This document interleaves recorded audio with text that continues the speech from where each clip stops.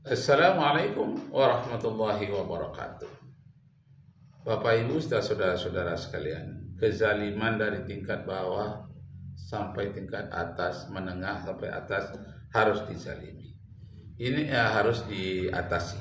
Ini ada suatu berita terbaru tentang kepala desa yang tak disenangi oleh masyarakatnya.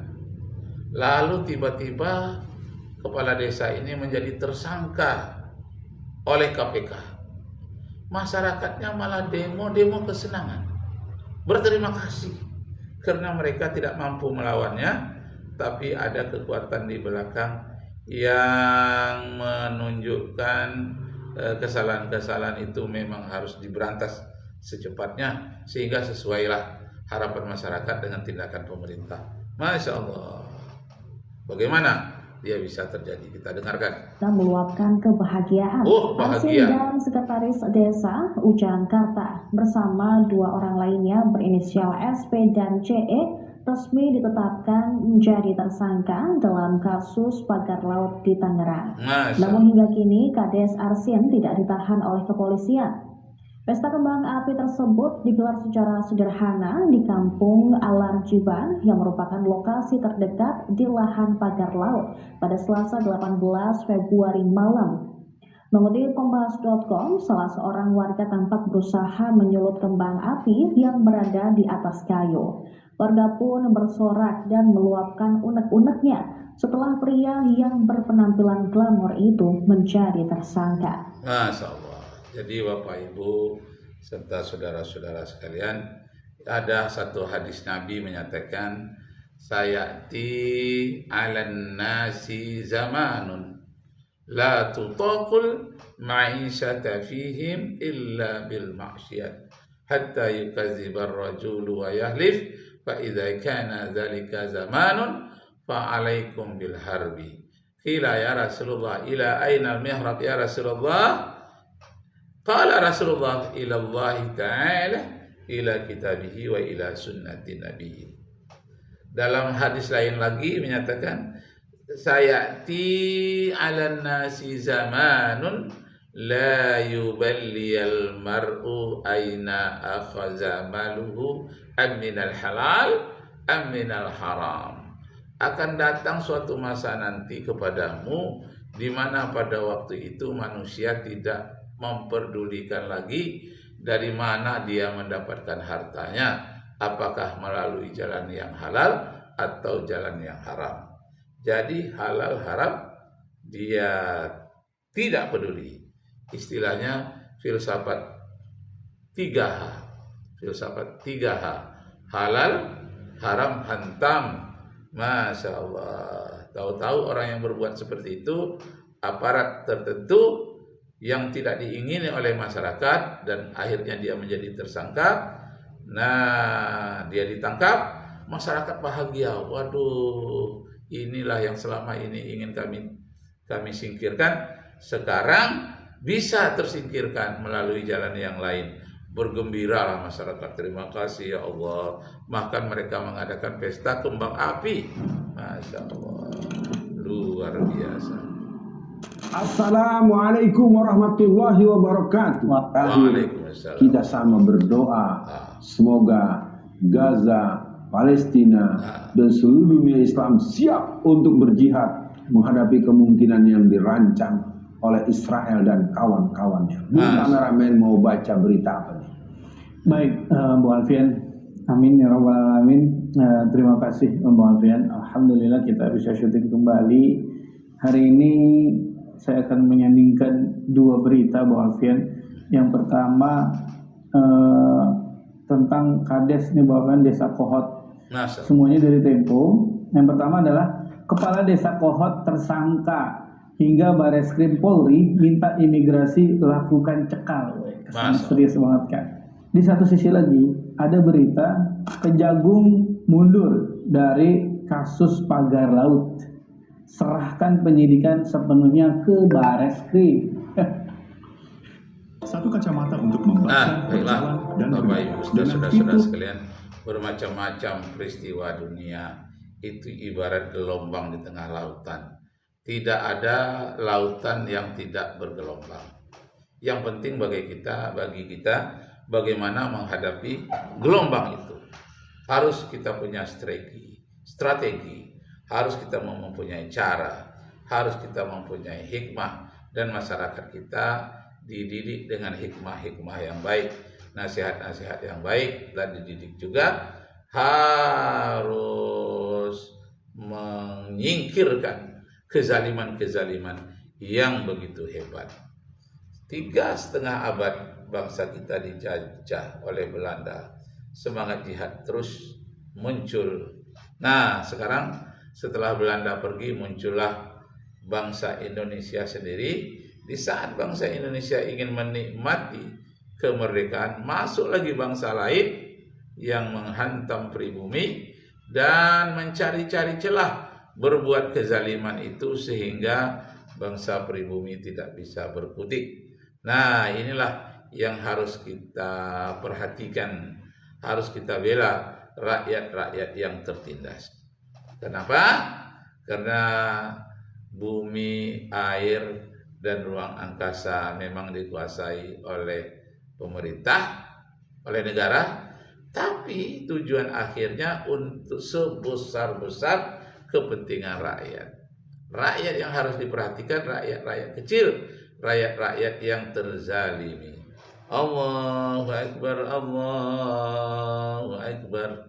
Nah, karena itu para ilmuwan jangan bakhil dengan ilmunya, para hartawan jangan bakhil dengan hartanya, para pengacara jangan bakhil dengan pembelaan-pembelaannya. Nah, dalam Al-Quran dikatakan, وَلَا يَحْسَبَنَّ الَّذِينَ يَبْخَلُونَ بِمَا آتَاهُمُ اللَّهُ مِنْ فَضْلِهِ هُوَ خَيْرٌ لَهُمْ بَلْ هُوَ شَرٌّ لَهُمْ سَيُطَوَقُونَ بِمَا بَخِلُوا بِهِ يَوْمَ الْقِيَامَةِ. Jangan kamu menyangka orang-orang yang kikir itu, baik kikir tentang ilmunya, baik kikir tentang hartanya, baik kikir tentang pembelaannya. Jangan kamu sangka orang-orang yang kikir itu akan bahagia. Tidak, kata Allah. Bal huwa syarrul lahum. Bahkan akan mendatangkan kejelekan pada diri mereka sejelek-jeleknya, dan akan diperlihatkan besok membelenggunya di saat hari kiamat. Masya Allah. Allahu Akbar, Allahu Akbar. Kezaliman demi kezaliman harus kita tinggalkan. Ya Allah, fansurna anil qaumiz zalimin. Untuk respon awalnya bagaimana Bu Alfian? Padahal pagar laut lolos karena yang jaga polisi laut. Silakan Bu Alfian. Menyerahkan penanganan kejahatan pada penjahat. Jadi kita tidak punya kata linda itu. Apakah memang mengarah kepada penyelesaian persoalan? Kenapa kasus yang terjadi di 16 kecamatan hanya di-TO-kan kepada seorang kepala desa satu? Nah, jadi cara-caranya itu kezaliman dengan bertingkat, dengan bermacam-macam cara. Baiklah Bapak Ibu saudara-saudara sekalian, hadis Nabi yang jelas mengarahkan kita dalam hal ini. Faman kana man ra'a minkum munkaran falyughayyirhu biyadihi.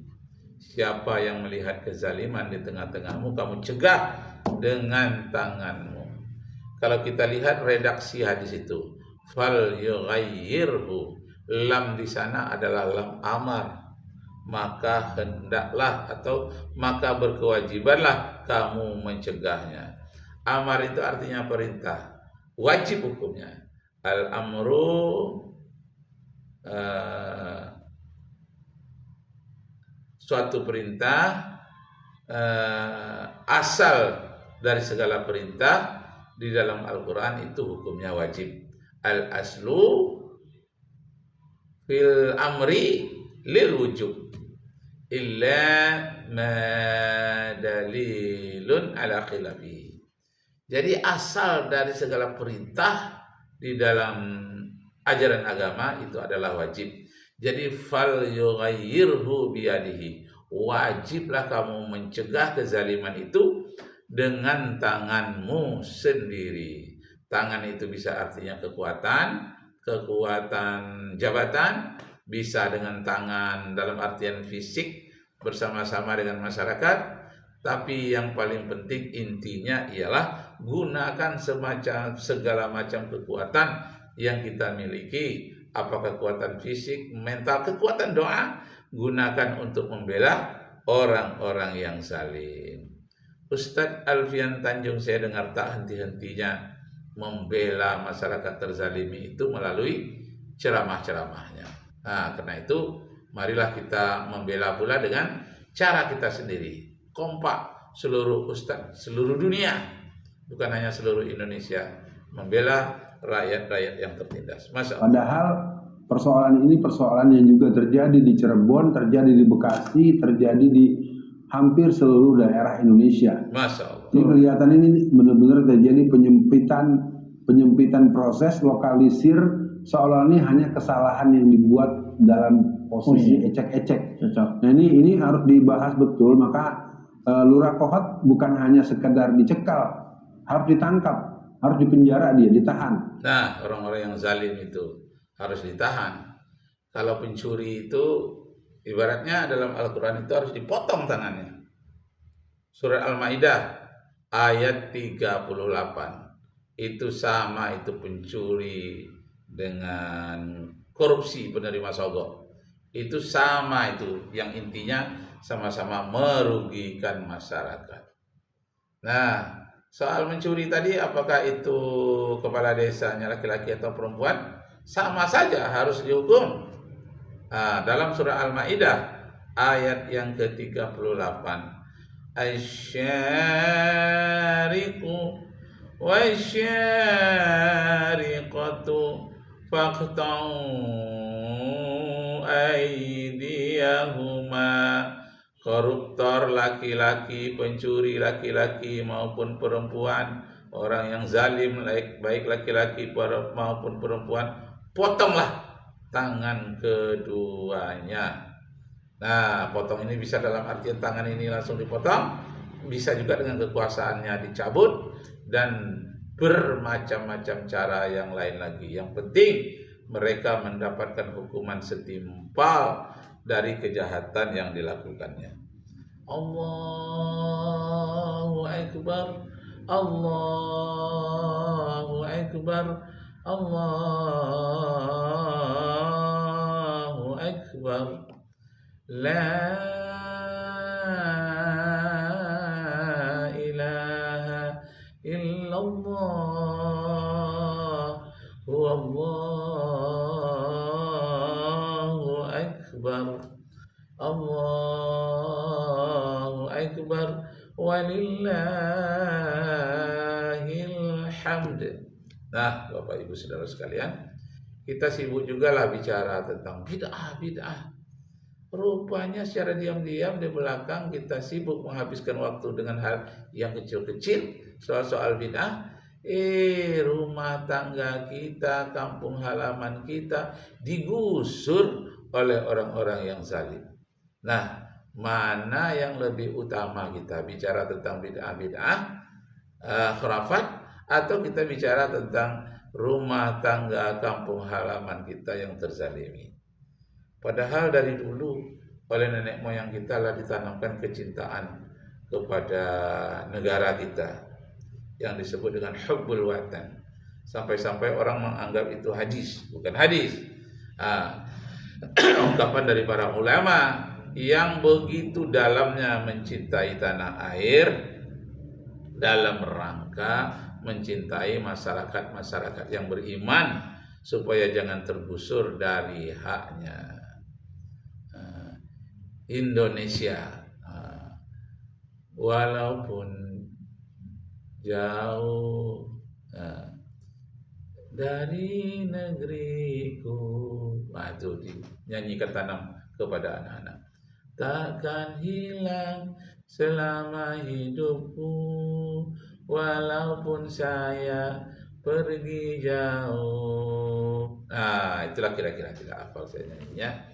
Tapi yang spirit atau maqasid dari nyanyi itu ialah menanamkan rasa cinta kepada tanah air, sayang terhadap tanah air, sayang kepada Ibu Pertiwi, di mana ayah dan ibu kita di sana dikuburkan, nenek moyang kita di sana dikuburkan, di sana dia lahir dan di sana dia mati, dan kita bangkit di tengah-tengah mereka. Kita belalah, jangan mereka dizalimi.